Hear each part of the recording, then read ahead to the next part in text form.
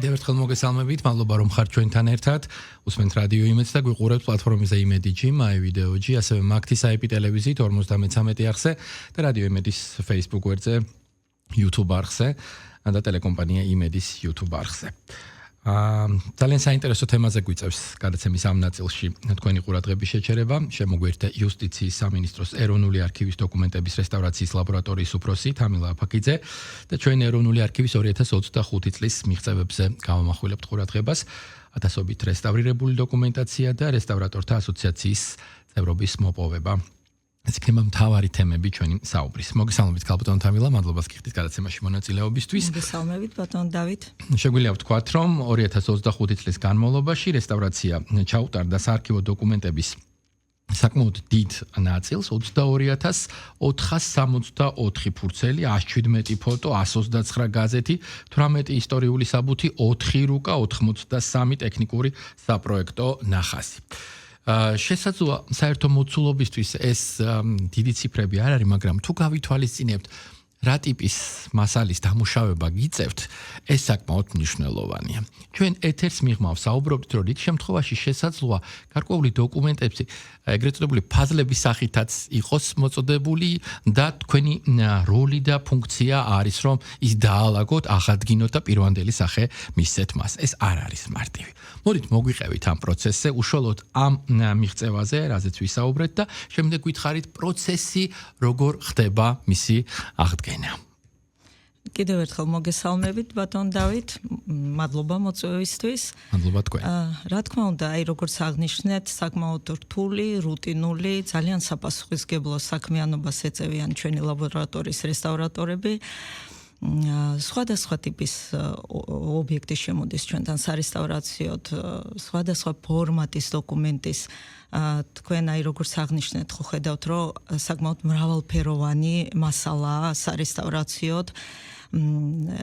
ისეთი როგორც დიდ ფორმატზე შესრულებული რუკები, ტექნიკური ნახაზები, რომელიც ბოლო დროს საკმაოდ მოთხოვნადია, საპროექტო ნახაზები.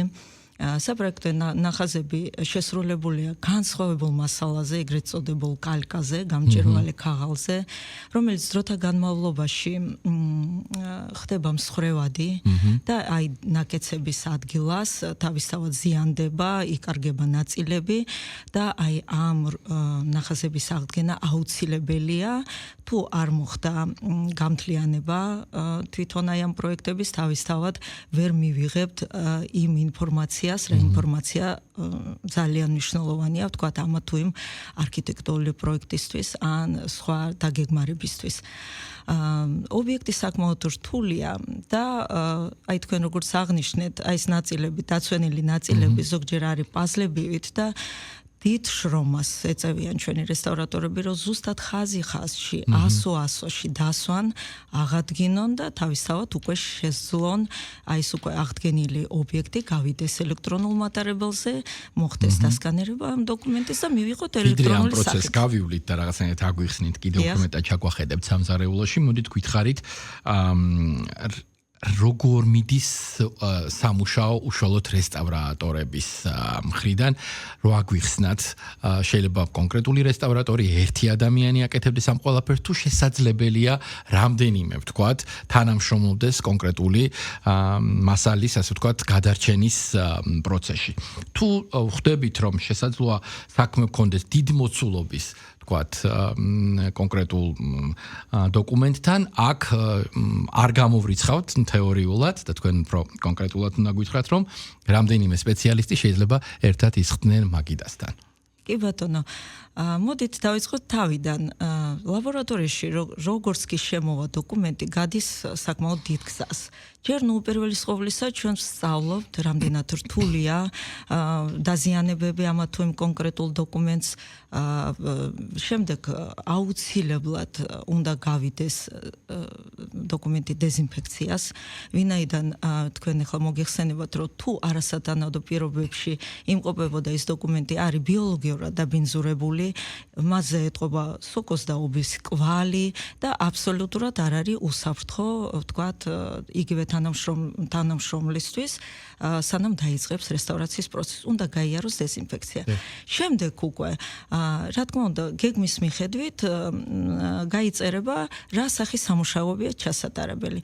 აი თქვენ როგორც აღნიშნეთ, არის ინდივიდუალური, ვთქვათ, აი ფურცლობრივი A4 ფორმატის ფურცლები, რომელზეც თითო რესტავრატორი ჩვენ ყავს 10 თანამშრომელი, 10 რესტავრატორი მუშაობს ინდივიდუალურად თითო ფურცლის აღდგენაზე, მაგრამ არის დიდი ფორმატის დოკუმენტები, ისეთია როგორც რუკები და ნახაზები, რომელზეც ხდება აი ესე ჯგუფურად მუშაობა, ვინაიდან იშლება ძალიან დიდ მაგიდაზე, სწორდება, ვთქვათ, ეს დოკუმენტი და შემდეგ უკვე 3-4, ზოგჯერ 5 თანამშრომელი ყველა მხრიდან უდგება ამ ობიექტს და ვაკეთებთ აი ამ რთულ სამუშაოს.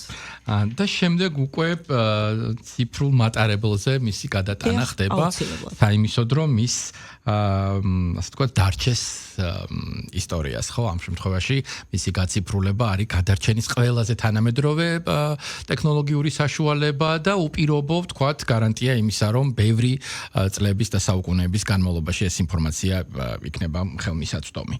ეს რა პროცესია, ესეც რომ აგვიხსნათ, მოკლედ და უშუალოდ დაუბრუნდეთ შემდეგ იმ დოკუმენტაციას, რომელიც უკვე რესტავრირებულია. როგორც კი მოხდება აღდგენა დოკუმენტის და უკვე შეიძლება ამისი დასკანერება და გადაღება, რა თქმა უნდა, გადადის ეს დოკუმენტები ელექტრონულ მატარებელზე, უკვე ხელმისაწვდომია ციფრული სახით და შემდგომი შენახვისთვის უკვე საცავში ეს დოკუმენტი უფრო რა თქმა უნდა იქნება არ შევაწუხებთ უკვე ამ დოკუმენტს მატერიალური სახით. გვექნება ელექტრონული ვერსია და ჩვენ შევძლებთ უკვე გაცნობას უშუალოდ დამჯდარი კომფორტულად კომპიუტერთან და შესწავლას ამ დოკუმენტის. ესე იგი, საარქივო დოკუმენტების 22464 ფურცელი, 117 ფოტო, 129 გაზეთი და 18 ისტორიული საბუთი, 4 რუკა, 83 ტექნიკური საპროექტო ნახაზი. მოდით, ჩემთვის მნიშვნელოვანია გაზეთებით დავიწყოთ, რა გაზეთებთან გვაქვს საქმე? 129 გაზეთია საუბარი. დიახ, ნუ ეს არის წინა გამოცემები, წინა წლების გამოცემები, როგორც ქართულენოვანი, ისე რუსულენოვანი, სხვადასხვა ტიპის დოკუმენტებია, რომელიც ინახება უშუალოდ ჩვენი ბიბლიოთეკის საცავში. ჟურნალების სახით არის დოკუმენტები, გაზეთები მოთავსებული და რა თქმა უნდა გვიწევს ამ ჟურნალების გახსნა, ვინაიდან იქ უკვე მოთავსებული გაზეთი, რადგან გაზეთის ფურცელი რადგან შელახულია, ჯერ უშუალოდ გაზეთის ფურცელზე მუშაობთ აღდგენაზე და შემდეგ ხელახლა ვკერავთ მაგათ ისევე კრებული სახით, როგორც კი იყო მოთავსებული ლაბორატორიაში ჩვენთან. ისტორიკოს თედო ჟორდანიას პირადი ფონდის საქმეც არის, ასევე ისტორიული და ეთნოგრაფიული ჩანაწერები 400-ზე მეტი ფურცელი. აი რო აგვიხსნათ კონკრეტული მასალის დამუშავება, გარდა იმისა, რომ მისი გადარჩენა მნიშვნელოვანია, კიდევ რა სხვა არამატერიალურ, ასე ვთქვათ, და გნებავთ მატერიალურ სიკეთეს ქმნის. შესაძლებელია, რომ ამ დროს მივიღოთ ის ინფორმაცია, ამოვიკითხოთ, ვნახოთ, რა ძალიან გამოგვადგება. რა თქმა უნდა, ჩვენთან ახლა თქვენ გეცოდინებათ ბატონ დავით, რომ დატვირთვით მუშაობს კვლევართა დარბაზი, ჩვენ მოგმართავენ მეცნიერები, ასევე სტუდენტები, რომლებიც მუშაობენ ამა თუ იმ საინტერესო სამეცნიერო, საისტორიო თემებზე და თავისთავად ახლა თუ თედო ჟორდანიას ფონდი არის შელახულ მდგომარეობაში და არ არის ხელმისაწვდომი იგივე მეცნიერებისთვის, რა თქმა უნდა, ეს არ არის ხელსაყრელი და ჩვენ ამისთვის ვართ, ამიტომაც აღვადგინეთ ეს ფონდი, საკმაოდ მოთხოვნადია და მე შემდეგ ხდება ამ ფონდის სამეცნიერო დამუშავება. ჩვენ სამწუხაროდ რესტავრატორებს არ გვაქვს მაგის საშუალება, რომ დეტალურად თითო ფურცელი წავიკითხოთ, გავეცნოთ, მიუხედავად იმისა, რომ საკმაოდ საინტერესო მასალა. თვალი გაგირბის, მაგრამ ხელებით მუშაობა უფრო მნიშვნელოვანია. მაშინ ჩვენ ვერ გავაკეთებთ ჩვენ საქმეს და ჩავრჩებით ამ ისტორიულ, ვთქვათ, გაცნობაში აი ამ დოკუმენტების. ძალიან შეზღუდული ვართ და მინდა აუცილებლად ვიკითხო, რას ნიშნავს რესტავრატორთა ასოციაციის წევრობის მოპოვება, რა სტატუსია ეს და რის შესაძლებლობას მოგცემთ? ჩვენ აქამდეც 2025 წლამდე ბატონ დავით თანამშრომლობდით ჩვენ საერთაშორისო კოლეგებთან, ასევე ვიმყოფებოდით საერთაშორისო კონფერენციებში, ვიღებდით მონაწილეობას, ასევე სასწავლო კურსებზე, მოკლევადიან სასწავლო კურსებზე და ვეცნობოდით ტექნოლოგიებს, ვეცნობოდით მუშაობის სპეციფიკას ჩვენი საერთაშორისო კოლეგების. ამ წელს, რადგან უკვე გავწერიანდით იადაში, აი საერთაშორისო რესტავრატორთა წიგნისა და ქაღალდის რესტავრაციის ასოციაცია, ჩვენ უფრო მეტად მოგვეცემა საშუალება, რომ ჩავერთოთ ჩვენი ქვეყნის სახელით სხვადასხვა პროექტებში, სიმპოზიუმში, კონფერენციებში, იმიტომ რომ ჩვენ ეტრადზე შესრულებული ისეთი დიდი ფონდი გვაქვს შესრულებული სარესტავრაციო სამუშაოების, რომ ჩვენთანაც რო სტუმრობენ ჩვენი კოლეგები, გაუგნებულები არიან, რომ რა რთულ ობიექტზე მუშაობს და რა უმაღლეს დონეზე ხდება აღდგენა ამ დოკუმენტების. მაგათაც ვაძლევთ რჩევებს. ძალიან კარგი.